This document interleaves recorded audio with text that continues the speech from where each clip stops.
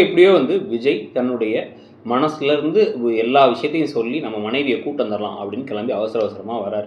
அவர் இன்னைக்கு நாளைக்கு ப்ரோமோ அப்படின்னு காமிக்கிறதுலையும் இன்னைக்கு லைட்டாக எபிசோட் முடியும் பொழுது பார்த்தீங்கன்னா அவர் பேசும்பொழுது வேணும்னே ரூடாக பேசுகிறார் காவேரி கிட்ட. இது ஒரு விளையாட்டுத்தனமாக அவர் நினச்சிட்டு இருக்காரு. நான் ஏன் வரணும், நான் எதுக்கு பண்ணணும் அப்படின்லாம் அவர் பேசிக்கிட்டு இருக்காரு.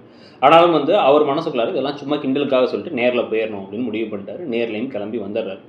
இந்த சாரதாவுக்கு இப்போ என்னன்னா தன்னுடைய மகள் மான மரியாதையோட போகிற இடத்துல வாழணுமா, அதுக்காக சில விஷயங்கள்லாம் நான் கிளாரிஃபை பண்ணிக்க வேண்டியது தெளிவுபடுத்திக்கணும். அதெல்லாம் நான் தெளிவுபடுத்திக்கிறதுக்காக தான் நான் கூப்பிட்றேன் அப்படிங்கிற மாதிரி பேசிகிட்டு இருக்காங்க. சரி, ஓகே, ஏதோ பெருசாக தெளிவுபடுத்த போகிறாங்க போல் அப்படின்னு நினச்சிக்கிட்டு இருந்தா அந்த பையன் வந்ததுக்கப்புறமா விஜய் வந்ததுக்கப்புறமா இப்போ முதல்ல என்ன சொன்னாங்க, மாப்பிள்ளைன்னாங்க. அப்புறம் இவர்னு மட்டும் தான் கூப்பிடுவாங்க. இப்போ அவன் வரட்டும் அப்படின்ட்டாங்க.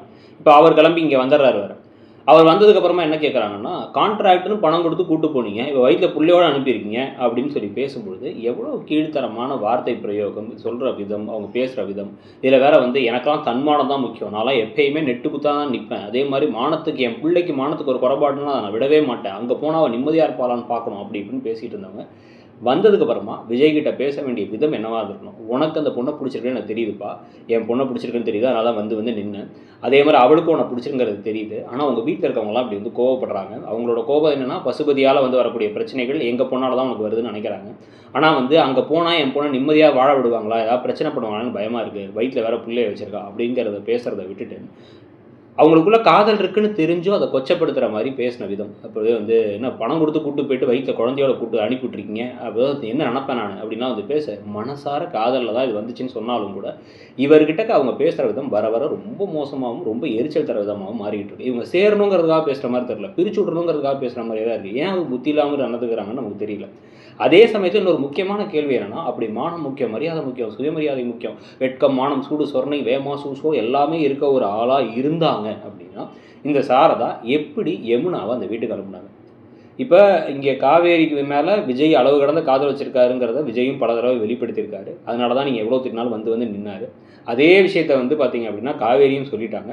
அப்படியும் நம்பாமல் தோண்டி துருவி கேட்டு பணம் கொடுத்தேன்னு பேசிகிட்டு இருக்க நீங்கள், விருப்பமே இல்லாத ஒரு பையன் கூட வாழ்ந்துட்டு இருக்காங்க யமுனா, ஒரு நாள் கூட அதை பற்றி எதுவுமே பேசலை. அந்த வீட்டில் அவங்க மாமியார் கேவலமாக இவங்க போன போது கூட பேசினாங்க, பணத்துக்காக ஆசைப்பட்டு தான் பண்ணியிருக்காங்கன்னு பேசினாங்க, அசிங்கசியமாக இது பண்ணாங்க, அதை பற்றி பேசலை. அப்போ அங்கெல்லாம் தன்மானம் எங்கே போச்சு? இல்லை ஒரு வேளை காவேரி தான் அவங்க வயிற்றில் பிறந்த பிள்ளையா, அது தவிட்டுக்கு வாங்கின பிள்ளையா யமுனாங்கிறது நமக்கு தெரியல. இந்த மாதிரி பல கேள்விகள் நமக்கு வருது இந்த சாரதா நடந்துக்கிறத பார்த்தா. எரிச்சல் தர ஒரு கேரக்டராக மாறிட்டு இருக்காங்கிறது மட்டும் தெரியுது. அதே சமயத்தில் கொஞ்சம் கூட பார்த்தா எந்த விஷயத்தை எப்படி யோசிச்சு பண்ணணும் அப்படிங்கிறத பண்ணுற மாதிரியும் தெரியல. நான் ஏதாச்சும் திமிரா நடந்து பண்ண ஏதாவது பேசுவேன் அப்படின்னா திமிரா நடந்துக்கிற அளவுக்கு ஒரு வேலிடான பாயிண்ட் இருந்தால் கூட பரவாயில்ல. முதல்ல கோவப்பட்டீங்க, சரி, அதுக்கப்புறம் எல்லாத்தையும் அவங்க சொல்லிடுறாங்க, நான் காதலிக்கிறோம், இது பண்ணுறோம், எல்லாம் சொல்லிக்கிறாங்க. அவங்களோட விஷயத்தை நான் தலையிட மாட்டேன் தலையிடுறது மட்டும் இல்லாமல் எரிச்சல் தான் கொடுக்குறாங்க. இதனால திருப்பி உங்களுக்குள்ள பிரச்சனை வருமாங்கிறதையும் பார்க்கணும். இதை பற்றி நீங்கள் என்ன நினைக்கிறீங்க? உங்களுக்கு இவங்க பேசுறது பண்ணுறது எல்லாமே சரின்னு படுதா? ப்ளஸ் பார்த்தீங்கன்னா இந்த யமுனா விஷயத்தில் ஒரு மாதிரியும் இங்கே காவேரி விஷயத்தை ஒரு மாதிரியும் நடந்துக்கிறதுக்கான காரணம் என்ன நினைக்கிறீங்கிறத சொல்லுங்கள். Thank you.